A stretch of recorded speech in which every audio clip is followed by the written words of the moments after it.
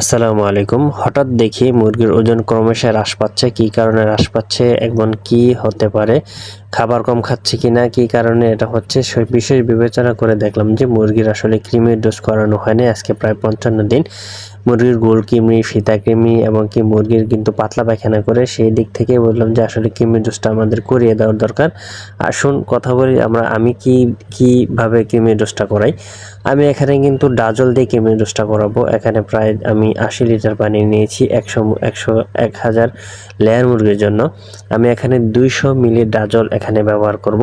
প্রায় ১ লিটার পানিতে ৩ মিলি ডাজলে কিন্তু এখানে ব্যবহার করা হয়েছে। আমি সকালবেলার পানিতে কিন্তু খাবার দিয়ে কিন্তু এই পানিটা আমি মুরগিকে দিয়ে দেব, যাতে করে মুরগির কৃমি, গোল কৃমি, ফিতা কৃমি সকল ধরনের কৃমিগুলো কিন্তু মারা যায়।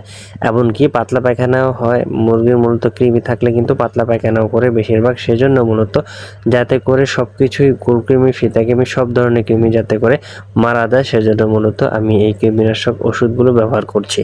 এখন কৃমিনাশক ওষুধ যদি আপনারা বিভিন্ন ধরনের ওষুধই থাকতে পারে, ব্যবহার করতে পারেন। পাশাপাশি আমি এখানে কৃমিনাশক ডোজ করানোর পরে কিন্তু হেপাটোটিক প্লাসটা দিয়ে দিয়েছি।